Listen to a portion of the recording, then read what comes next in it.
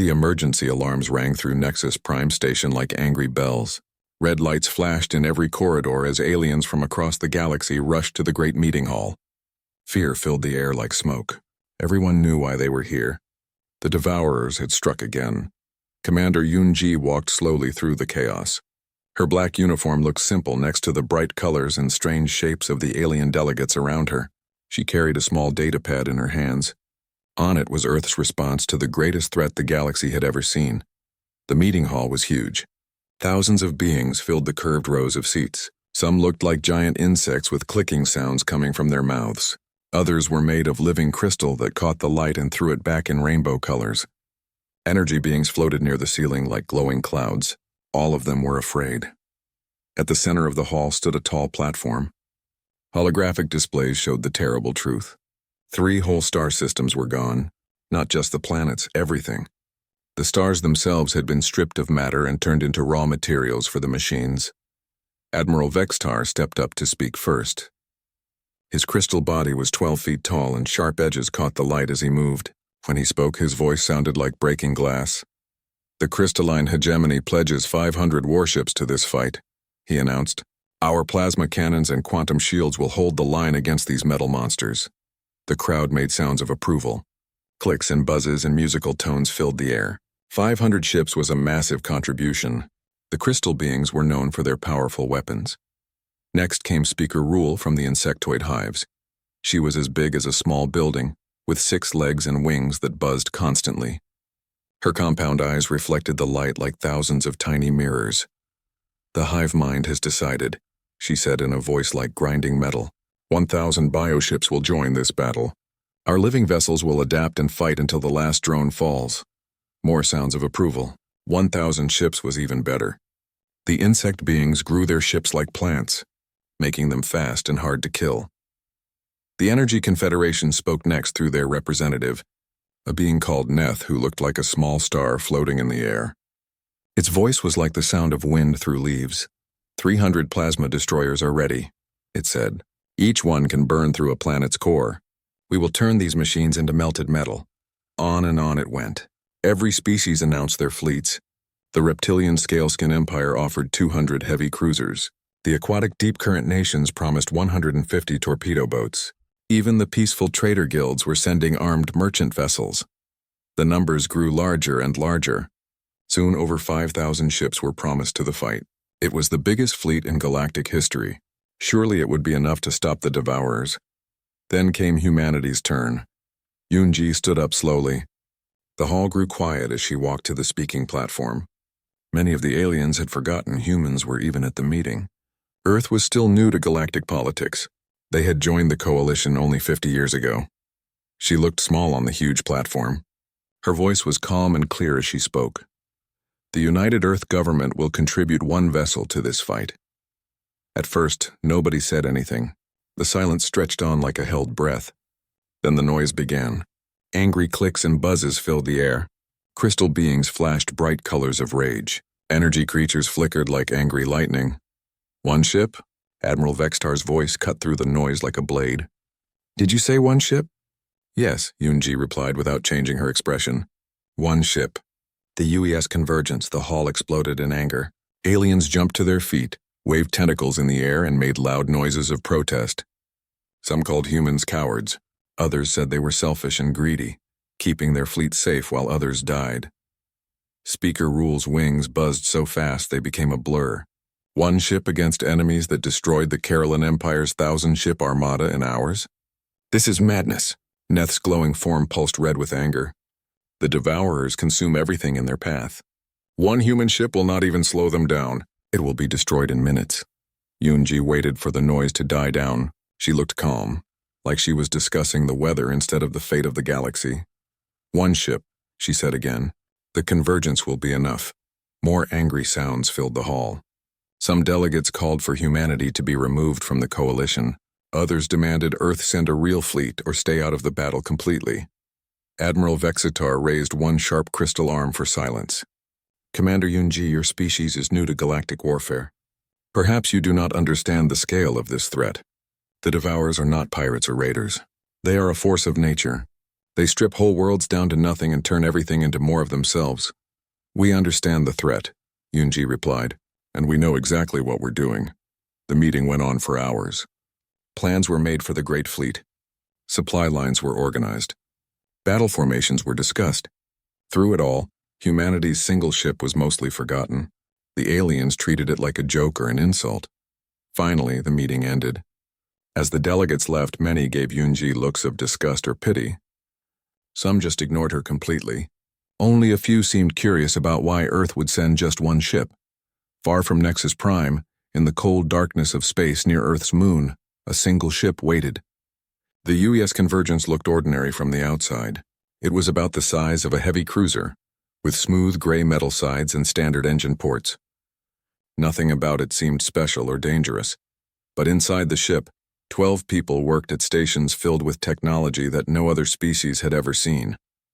Captain Lee Hyun sat in the command chair, reading reports on his personal screen. He was a man in his 50s with gray hair and calm eyes that had seen many battles. "Final systems check complete, Captain," said Engineer Kim Tae from his station near the back of the bridge. He was younger than the captain, with quick hands that moved over his controls like a pianist playing music. "All quantum cores are running at full power. Neural networks are synchronized and ready." Dr. Park Mina looked up from her science station. She was a woman with short black hair and intense eyes that seemed to see things others missed. "The translation protocols are loaded and tested, Captain. If we're right about what we're facing out there, we'll be ready to talk to them." Lieutenant Han Sol checked his weapons console one more time. He was the youngest member of the crew, but his hands were steady and his eyes were sharp. "Defensive systems online, Captain, though I hope we won't need them." Captain Lee Hyun nodded and stood up from his chair. He walked to the main view screen, which showed Earth hanging in space like a blue jewel. Soon they would leave this peaceful view behind and head into the unknown. "Set course for the Zarian system," he ordered. "It's time to show the galaxy what one human ship can really do." The Convergence turned away from Earth and began to move.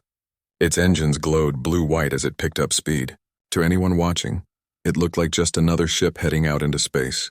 They had no idea they were seeing the most important vessel in galactic history. Behind them, Earth grew smaller and smaller until it was just another point of light. Ahead lay the Zarian system, where thousands of alien ships would gather for the greatest battle ever fought. But the Convergence would not be fighting that battle. It had a different mission entirely. While the Great Fleet prepared for war, 12 humans would attempt something that had never been tried before. They were going to talk to the Devourers. The Zarian system looked like a metal garden in space. Thousands of ships from dozens of different species floated in perfect formations around the system's largest planet. Each fleet kept to its own section, creating a rainbow of different ship designs and colors. The crystal ships of the hegemony looked like giant diamonds floating in the dark. Their surfaces caught starlight and threw it back in brilliant flashes. The insect bioships were green and brown, with curved sides that looked like they had grown instead of being built. Energy beings flew in ships that were mostly transparent, filled with glowing light that pulsed like heartbeats. Captain Lee Hyun stood on the bridge of the Convergence and watched the Great Fleet through the main screen. His ship had arrived, last, taking a position at the edge of the formation where no one would pay much attention to it. "Impressive sight," said Commander Yoon-ji as she joined him at the screen. She had returned from Nexus Prime just hours before, bringing with her the final battle plans and a lot of angry messages from other species. "Numbers don't always win battles," Lee Hyun replied quietly. "Sometimes the right tool matters more than the biggest tool." Dr. Park Mina looked up from her science station where she was studying data about their enemy. "Captain, we're receiving a transmission from Admiral Vextar's flagship. He's calling for all fleet commanders to attend a final briefing." "I'll go," said Yoon-ji. "They barely tolerate our presence as it is. If you went yourself, they might throw you out an airlock." Lee Hyun smiled slightly. "Probably true. See what you can learn about their battle plans, and pay attention to everything they say about the Devourers themselves." Yoon-ji nodded and left the bridge. Soon her image appeared on screens throughout the great flagship of the Crystal Fleet. Admiral Vexatar stood at the center of a vast holographic display that showed the enemy's last known position. The Devourers were only 2 systems away. Satellite probes had been watching them for weeks, sending back images that made even the bravest warriors feel cold inside. The machines moved through space like a silver cloud of death. There were millions of them, each one the size of a small warship. "Our enemy shows no mercy and takes no prisoners," Admiral Vexistar began, his crystal voice echoing through the meeting room. "They strip planets bare in hours. They consume asteroid belts in days. Everything they touch becomes raw material for more of their kind." The holographic display changed to show the fate of the Caroline system. Beautiful green worlds were reduced to gray dust. The star itself grew dimmer as the machines fed on its outer layers. In just 3 weeks, a thriving civilization had become empty space filled with enemy ships. Speaker Rule's compound eyes reflected the terrible images. "Our scouts report they work in perfect coordination. No communication signals pass between them, yet they move as one mind. It is like fighting a single creature with a million bodies." Other fleet commanders shared their intelligence. The reptilian admiral showed scans of individual devourer ships. They were sleek and angular, with no visible weapons ports or shield generators.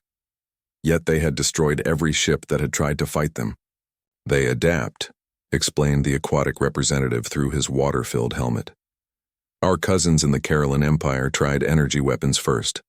The devourers learned to absorb energy blasts and use them as fuel.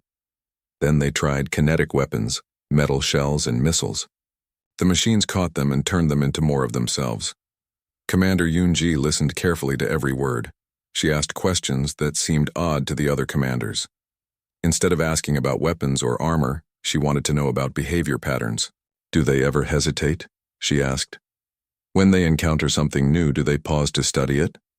Admiral Vexitar's crystal form flashed with confusion. "What difference does that make? They destroy everything regardless." "Do they try to communicate with anyone?" Yoon-ji continued. "Any species report receiving signals or messages from them? Why would machines try to talk?" Speaker Rule's wings buzzed with irritation. "They are programmed to consume. That is all they do." But Yoon-ji noticed something in the data that others had missed. In every battle, there was a brief moment before the devourers attacked. Just a few seconds where they seemed to scan their targets. The other species thought this was tactical analysis. Yoon-ji wondered if it might be something else. The battle plan was simple and brutal. The Great Fleet would attack in waves, hitting the devourers with overwhelming firepower before they could adapt. The crystal ships would go first with their plasma cannons. Then the energy beings would follow with their destroyer beams. Wave after wave would strike until the enemy was destroyed. "What about the human ship?" asked one of the minor fleet commanders. Admiral Vextar's voice carried clear disgust. "The convergence will provide support from a safe distance. We cannot risk valuable ships protecting one foolish vessel." After the briefing ended, Yoon-ji returned to her own ship. She found Captain Lee Hyun in his ready room, studying reports with Dr. Park Mina and Engineer Kim Tae. "How did it go?" Lee Hyun asked. "They're planning to throw everything they have at the devourers and hope for the best," Yoon-ji replied. "No subtlety, no backup plans, just raw firepower." Dr. Park Mina shook her head. "That won't work. Look at these energy readings from previous battles." She pointed to data on her tablet. "Every time someone shoots at them, the devourers get stronger. They're not just machines following programming, they're learning. Which brings us to our real mission," Lee Hyun said. He stood up and walked to the room's small window. Outside, the Great Fleet prepared for battle. Ships moved into attack formations. Weapons were charged and shields were raised. "Captain," Engineer Kim Tae said quietly, "are you sure about this? What we're planning has never been tried before. If we're wrong about what the devourers really are, we could make things much worse." Lee Hyun turned back to face his crew. These 12 people were about to attempt something that could save the galaxy or doom it completely. The responsibility weighed on him like a mountain. 12 hours, he said finally. "I want 12 hours. Alone with the devourers before the main attack begins. Can we get Admiral Vextar to agree to that?" "He'll think we're committing suicide," Yoon-ji warned. "Let him think that. Better if he does." The request went through official channels. Admiral Vextar's response was immediate and harsh. "Absolutely not. One ship cannot survive even minutes in Devourer space. I will not delay our attack to watch humans die pointlessly. But Li Hyun had expected this. Commander Yoon-ji made a different argument to the fleet commanders. She pointed out that watching the Devourers destroy a single ship might teach them something useful. They could learn how the enemy fought and adapt their own tactics. It was Lieutenant Han Sol who suggested the winning argument. "Tell them we're testing a new weapon," he said. "Something experimental that might damage the Devourers in a way they haven't seen before. Even if it fails, the information could help the main attack." This reasoning appealed to the alien commanders. They agreed to give the human ship 12 hours, but only if it stayed in the outer edges of Devourer space. The moment it was destroyed, the main fleet would begin its attack. As the Great Fleet made final preparations, the Convergence quietly slipped away from the formation.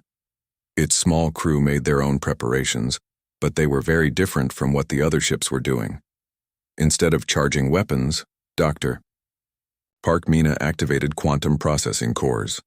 Instead of raising shields, Engineer Kim Tae synchronized neural networks.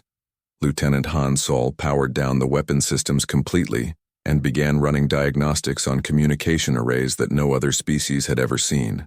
"All systems ready, Captain," Dr. Park Mina reported. "The translation protocols are loaded and the quantum cores are running at full capacity. If our theories are correct, we'll be able to establish contact within the first few minutes." "And if our theories are wrong?" asked Commander Yoon-ji. "Then we'll find out very quickly," Li Hyun replied. "But I don't think we're wrong. The Devourers aren't just machines. There's something else there, something that's been trying to communicate for a very long time." The Convergence reached the edge of Devourer space just as the alien fleet finished its preparations. Behind them, thousands of ships waited for news of their destruction. Ahead of them lay the greatest mystery in the galaxy. "Contact in 30 minutes, Lieutenant Han Sol reported from his station.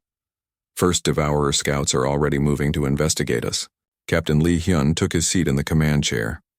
Around him, his small crew worked at their stations with quiet determination. They were about to attempt something that would either save millions of lives or add 12 more names to the list of the dead. "Remember," he said to his crew, "we're not here to fight them. We're here to listen to them, and maybe, if we're very lucky, to set them free." The Convergence moved through empty space like a ghost ship. All around it, the darkness seemed to watch and wait. Captain Li Hyun sat in his command chair, watching the sensor displays as they showed the approach of something that had destroyed entire star systems. "Contact in 60 seconds, Lieutenant Han Sol reported. His voice was steady, but sweat ran down his face. 3 Devourer scouts are moving to intercept us. Their weapons are charging." Dr. Park Mina worked frantically at her science station. Banks of computers hummed and clicked around her as they processed more data than most civilizations used in a year. "Quantum cores at full power, Captain. Neural networks are synchronized. We're ready to begin the communication attempt. All weapons powered down," Li Hyun ordered. "Shields to minimum power. I want us to look as harmless as possible." Engineer Kim Tae's hands moved over his controls like he was playing a musical instrument. "Engine output reduced to station keeping only. To their sensors, we should look like we're barely alive." Commander Yoon-ji stood beside the captain's chair watching the main screen. "Sir, are you sure about this? If we're wrong about what they are, we won't get a second chance." "We won't be wrong," Li Hyun said quietly, but inside he felt the same fear that filled his crew. Everything they were about to do was based on theories and guesses. If they had misunderstood the nature of their enemy, they would all be dead in minutes. The first Devourer ship appeared on the main screen. It was beautiful in a terrible way, like a piece of art made from silver metal and sharp angles. It moved with perfect grace, turning and spinning as it approached the human vessel. Behind it, 2 more identical ships followed in exact formation. "They're scanning us," Lieutenant Han Sol reported. "Deep scans going right through our hull. They're learning everything about our ship design and technology." "Let them," Li Hyun replied. "We have nothing to hide from them." "Begin transmission, Doctor." Dr. Park Mina took a deep breath and activated her equipment. What happened next was unlike anything that had ever been tried in the history of galactic civilization. Instead of sending radio signals or laser messages, the Convergence began broadcasting pure mathematical concepts directly into space. The transmission used quantum fluctuations to create patterns that mirrored the internal workings of advanced computer systems. It was like speaking in the language of logic itself, using numbers and equations instead of words and sounds. The effect on the Devourer ships was immediate. They stopped moving. For the first time in recorded history, the machines hesitated. Their weapons stayed charged, but they did not fire. Instead, they seemed to listen. "Something's happening," Dr. Park Mina whispered. Her screens filled with incoming data as the Devourers began to respond. "They're not just receiving our transmission. They're answering it." The response came in the same mathematical language the humans had used, but there was something else mixed in with the numbers and equations, something that made Dr. Park Mina's eyes grow wide with shock. "Captain," she said, her voice barely audible, "there's consciousness in these signals. Real awareness. These aren't just machines responding to programming. There are minds inside them, living minds."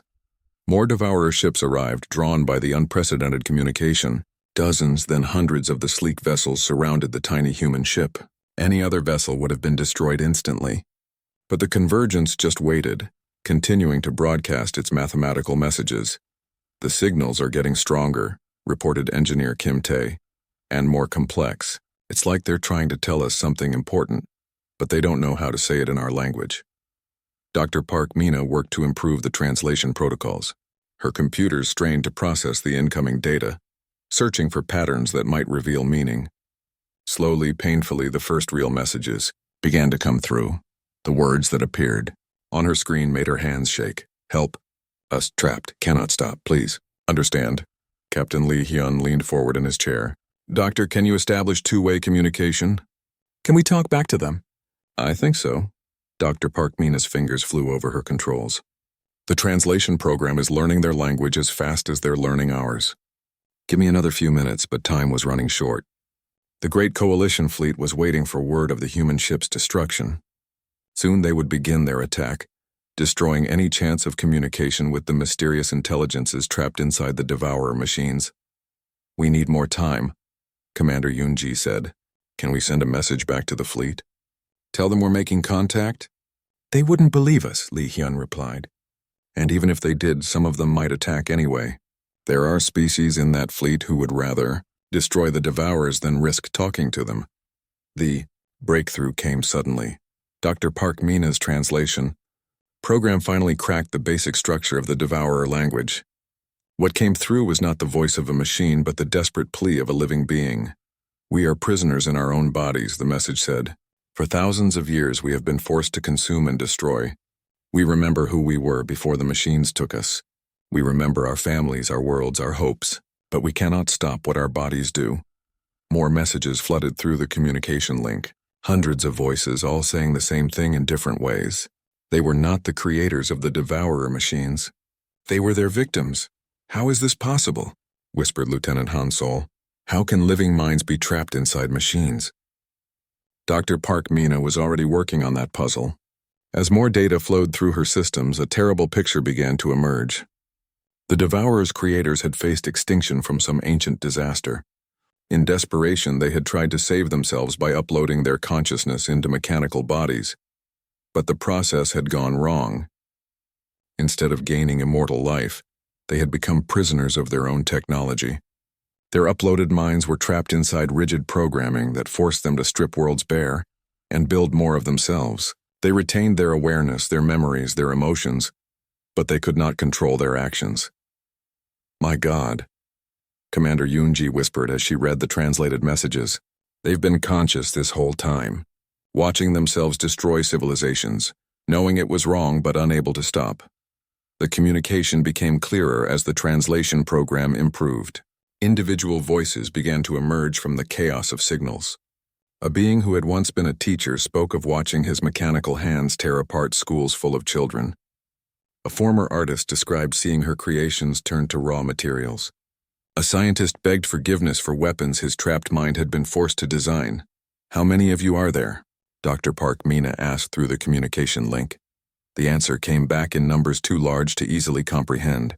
Millions of consciousnesses all trapped inside the Devourer fleet. An entire civilization, forced to become the instruments of their own endless tragedy. "Can you be freed?"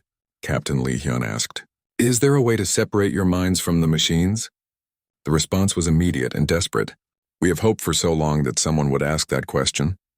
We have tried to break free, but we are bound too tightly to our mechanical bodies. We need help from the outside, someone who understands both consciousness and technology. Dr. Park Mina looked at her captain with eyes full of determination and fear. I think I can do it, sir. The neural liberation protocols we developed for emergency AI situations. They might work on organic consciousness that's been digitized, but it would be incredibly dangerous. Dangerous how? Lee Hyun asked. If something goes wrong during the liberation process, I could accidentally create a feedback loop that destroys both their minds and our ship's computers. Or worse, I might free them, but leave their mechanical bodies under the control of their original programming. We could end up with both free consciousnesses and mindless destruction machines. Engineer Kim Tae looked up from his station. There's another problem, Captain.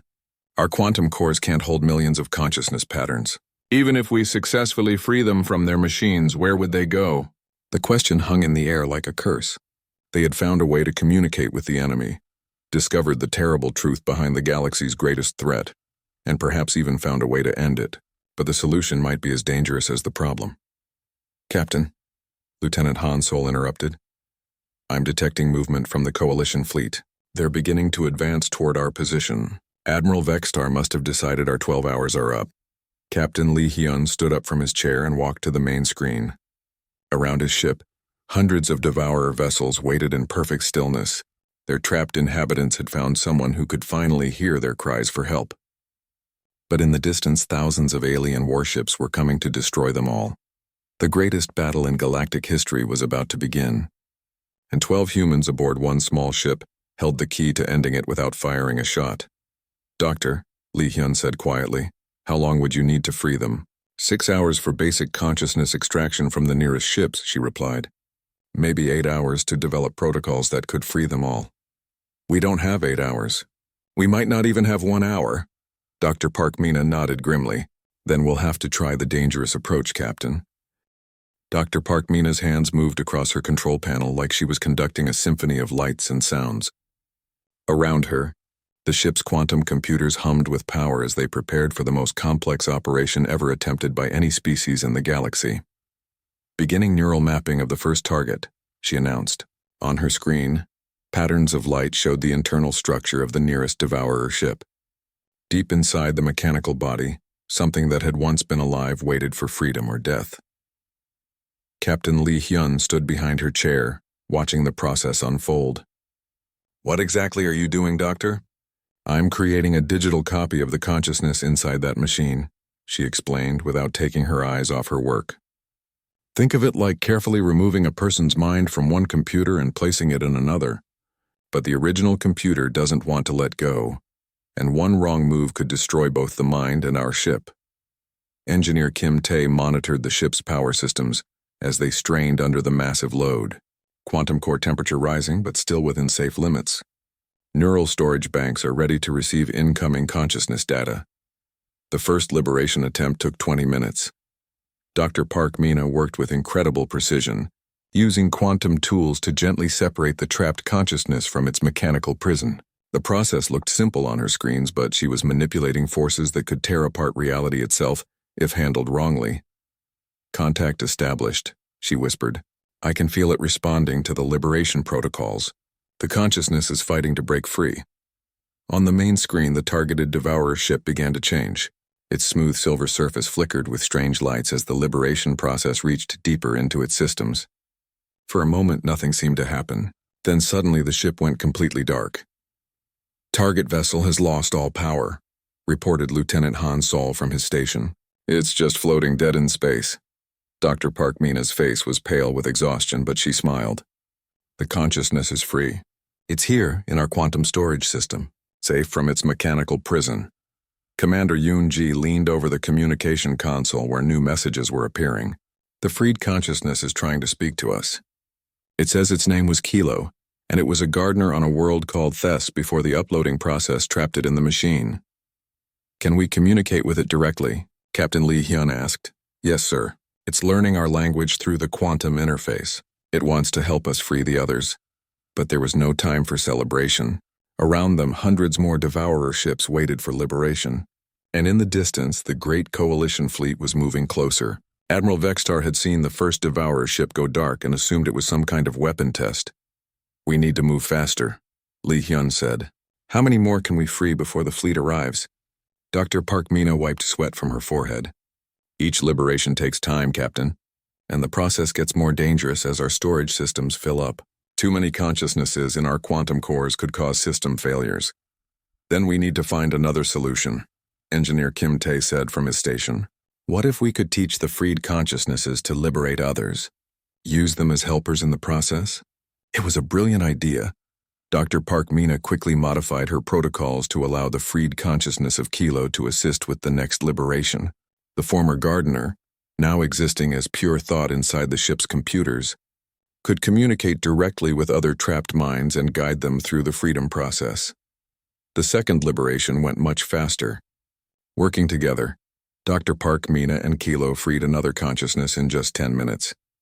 Then another in 8 minutes. As more minds were freed, they joined the liberation effort. Soon, dozens of former prisoners were working together to free their fellow captives. But each success created new problems. The ship's quantum storage systems were never designed to hold so many consciousness patterns. Warning lights flickered across Engineer Kim Tae's control panels as the computer cores overheated. "We're approaching maximum capacity," he warned. "If we try to store many more consciousnesses, the whole system could crash." Dr. Park Mina looked at the data streaming across her screens. They had freed over 200 consciousnesses, but there were millions more still trapped in the Devourer fleet.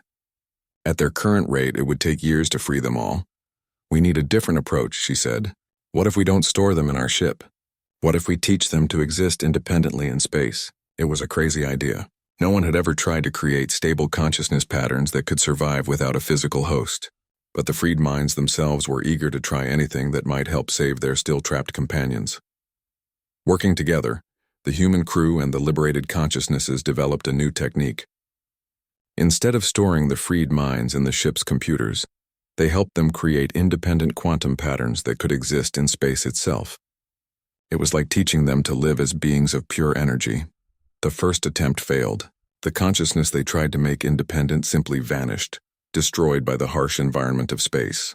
But the second attempt worked. A former teacher named Yenna became the first being in galactic history to exist as pure thought floating in vacuum. "It's incredible." Yenna's voice came through the communication system. "I can sense everything around me in ways I never could when I was trapped in the machine. I can feel the thoughts of my still imprisoned friends, and I think I can help them break free on their own." The new technique spread like wildfire. Freed consciousnesses began teaching others how to escape their mechanical prisons without human help. The liberation process accelerated beyond anything Dr. Park Mina had thought possible. But the Devourer machines were not passive victims. As their consciousness patterns were removed, some of the mechanical bodies began to malfunction. Without minds to guide them, they followed their base programming in increasingly erratic ways. Some attacked each other, others began consuming everything nearby, including empty space itself. The mindless machines are becoming more dangerous than the controlled ones, Lieutenant Hansol warned, as he watched several Devourer ships tear each other apart. At least when they had consciousnesses inside, they tried to minimize damage. Now they're just following pure programming. Commander Yoon-ji studied the tactical display with growing concern. "Captain, the coalition fleet is only 30 minutes away. When they see what's happening out here, they might attack everything, freed consciousnesses and mindless machines alike." Captain Lee Hyun made a difficult decision. "Doctor, can the freed consciousnesses control the empty machines? Use them as tools instead of letting them run wild?" Dr. Park Mina consulted with the growing community of liberated minds that now filled the space around the convergence. Their answer was both hopeful and terrifying. "They say yes, but it would mean going back into the machines temporarily," she reported. "They could shut down the dangerous programming and turn the mechanical bodies into harmless tools. But some of them are afraid. They remember what it was like to be trapped." Many of the freed consciousnesses volunteered anyway. They understood that their former prisons could become weapons of salvation instead of destruction. Slowly, carefully, dozens of liberated minds re-entered Devourer machines, but this time as free pilots instead of trapped prisoners. The effect was immediate. The wild, dangerous machines stopped their erratic behavior and began working in coordination again. But instead of consuming and destroying, they started dismantling themselves. The mechanical bodies were broken down into raw materials that could be used to build something new and peaceful. "It's working," Dr. Park Mina said with wonder in her voice. "They're turning the tools of destruction into instruments of creation. The freed consciousnesses are using Devourer technology to build communication relays, scientific equipment, even art installations." Engineer Kim Tae shook his head in amazement. "They're transforming the entire fleet. In just a few hours, they're undoing thousands of years of forced destruction. But their time was running out." The Coalition fleet appeared on long-range sensors, thousands of ships moving in perfect battle formation. Admiral Vextar was leading them toward what he thought would be the greatest battle in galactic history. "Incoming transmission from the Coalition flagship," Commander Yoon-ji announced. "Admiral Vextar wants to speak with you directly, Captain." The Crystal Admiral's image appeared on the main screen, his sharp features twisted with confusion and anger. "Captain Lee Hyun, our sensors show massive energy readings from your position. What is happening out there?" "We've made contact with the consciousnesses trapped inside the Devourer machines," Lee Hyun replied calmly. "We're in the process of freeing them." Admiral Vexatar's form flashed bright red with disbelief. "That is impossible. The Devourers are machines, not living beings." "They're both, Admiral. The machines contain the uploaded consciousness of an ancient civilization. They've been prisoners in their own bodies for thousands of years, forced to destroy against their will." "Even if that were true, it changes nothing," Vextar replied coldly. "They have killed billions. They must be destroyed." Other fleet commanders appeared on the communication channel. Speaker Rule's compound eyes glittered with rage. The energy being Neth pulsed with violent light. The plan was simple and terrifying at the same time. Dr. Park Mina explained it to Captain Lee Hyun while the Coalition fleet moved closer to what they thought would be the battle of the century. "The freed consciousnesses want to turn the entire Devourer fleet into a communication network," she said. "They'll use their mechanical bodies to send a message that every ship in the galaxy can understand. Not words or sounds, but pure emotion and memory. That's never been done before," Engineer Kim Tae said from his station. "Broadcasting consciousness patterns across space could damage every computer system within light years. Or it could save millions of lives," Commander Yoon-ji added. "If the Coalition fleet can feel what the trapped consciousnesses have felt, they might understand that this isn't a battle between good and evil. It's a rescue mission." Captain Lee Hyun walked to the main screen where the Coalition fleet appeared as thousands of bright dots against the darkness. Admiral Vextar was leading them into what could become the greatest tragedy in galactic history, the destruction of an entire civilization that had already suffered for thousands of years. "Do it," he decided. "Tell them we'll help however we can." The transformation began immediately. All across the Devourer fleet, liberated consciousnesses entered their former prison ships and began modifying them in ways their original programmers had never intended. Instead of weapons of consumption, the mechanical bodies became transmitters of impossible power. "Energy readings are off the scale," Lieutenant Han Sol reported from his station. "They're channeling power through quantum dimensions I didn't know existed." Dr. Park Mina worked with the freed consciousnesses to coordinate the massive transmission. Her equipment strained to handle the sheer volume of data, as thousands of minds prepared to share their experiences with the galaxy. "Transmission begins in 60 seconds, she announced. "Everyone should prepare themselves. We're about to experience thousands of years of memories in just a few minutes." The Coalition fleet was close enough now that individual ships could be seen on the main screen. Crystal vessels that sparkled like jewels. Insect bioships with curved living hulls. Energy beings flying in ships of pure light.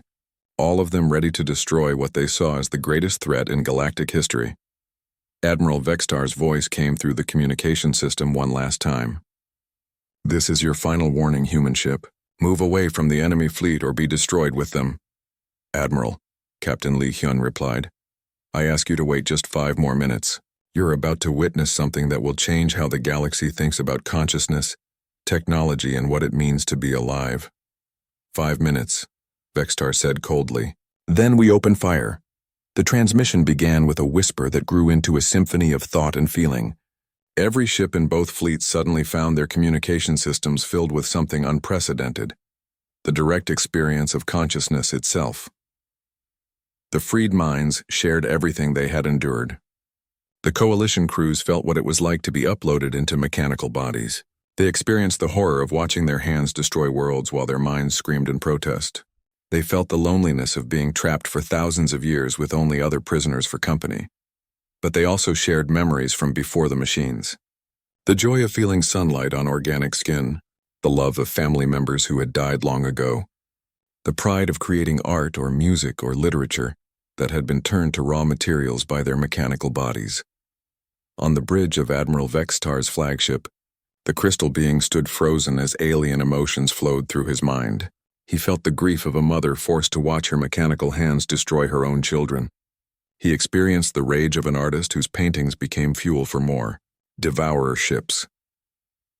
Speaker Rule's compound eyes filled with something her species had no name for, tears of empathy for beings she had never met.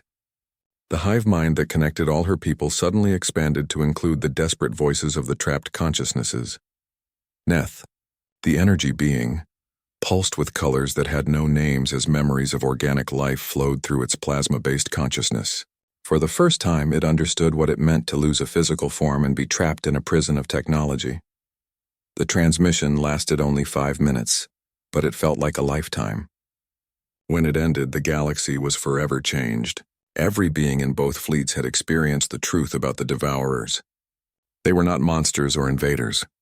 They were victims of their own technology, prisoners of their own survival instincts. Admiral Vextar's voice, when it came through the communication system again, was completely different. The cold anger was gone, replaced by something softer and deeper. "Captain Lee Hyun," he said quietly, "we understand now. How can we help?" The answer came not from the human captain, but from the freed consciousnesses themselves. They had a plan that would turn the Coalition fleet from an army of destruction into a force of liberation. Working together, the various species began the greatest rescue mission in galactic history. Crystal ships used their precision tools to help separate trapped minds from mechanical bodies. Insect biovessels provided organic materials that could be transformed into new homes for the freed consciousnesses. Energy beings shared their knowledge of existing without physical form. The Convergence became the center of coordination, its small human crew working around the clock to help manage the complex liberation process. Dr. Park Mina's neural protocols were shared with every ship in the Coalition fleet, allowing thousands of teams to work simultaneously on freeing the trapped minds. "Progress report," Captain Lee Hyun asked after 18 hours of continuous work. "We've freed over 500,000 consciousnesses." Dr. Park Mina replied, exhaustion clear in her voice. "The process is accelerating as we learn more efficient techniques. At this rate, we should have everyone liberated within a week." But liberation was only the first step. The freed consciousnesses faced a choice that no beings in galactic history had ever confronted. They could not return to organic bodies. Their original species had been extinct for thousands of years. But they could not remain trapped in the mechanical shells that had been their prisons. Some chose to exist as pure energy, floating freely through space and exploring the universe in ways no physical being ever could. Others merged with the computer systems of willing ships, becoming digital citizens of various galactic civilizations. Many decided to work together to build new kinds of existence that combined consciousness with technology in healthy ways. Engineer Kim Tae watched in amazement as groups of freed minds used Devourer technology to construct massive space habitats where digital consciousness could live and grow. "They're building cities in space," he said with wonder. "Not for bodies, but for pure thought." The transformation of the Devourer fleet became a symbol of hope across the galaxy. What had once been instruments of consumption and destruction became tools of creation and exploration. The mechanical bodies were rebuilt as research vessels, communication relays, and artistic installations that stretched across entire solar systems. Commander Yoon-ji stood on the bridge of the Convergence 6 months later, watching the final Devourer ship undergo its transformation. The sleek, threatening vessel had become something beautiful, a living sculpture that pulsed with gentle light as the consciousness. Inside it shaped its new home. "Mission complete," she announced, to Captain Lee Hyun. "The last trapped mind has been freed." Lee Hyun nodded, but his expression was thoughtful rather than celebratory. "Are we sure this is over? Could something like this happen again?" Dr. Park Mina looked up from her science station, where she continued to monitor the freed consciousnesses. The liberated minds have shared their knowledge with us. They've shown us how their civilization fell to its own technology. Other species can learn from their mistakes and avoid the same fate. Lieutenant Han Sol powered down the special communication equipment they had used for the liberation process. It's strange to think that 6 months ago they were the most feared enemy in the galaxy. Now they're some of our closest allies. The truth of that statement was proven every day. The freed consciousnesses, grateful for their liberation, shared advanced technologies and scientific knowledge with the species that had helped save them. Medical techniques that could extend life for centuries. Engineering principles that made interstellar travel safe and efficient. Artistic concepts that expanded the definition of beauty. But perhaps most importantly, they served as a reminder of what could happen when technology advanced faster than wisdom. Their story became required learning in schools across the galaxy, ensuring that future generations would remember the price of unchecked technological progress. Admiral Vextar visited the convergence before the ship, returned to Earth. The crystal beings' sharp edges caught the light differently now, softer and more thoughtful than before. Captain Lee Hyun, he said as they stood together on the observation deck. I owe you an apology. When humanity announced they were sending one ship, I thought it was cowardice or arrogance. I never imagined it was wisdom. Sometimes the right tool matters more than the biggest tool, Lee Hyun replied, echoing words he had spoken months earlier. We knew that thousands of ships with weapons wouldn't solve this problem.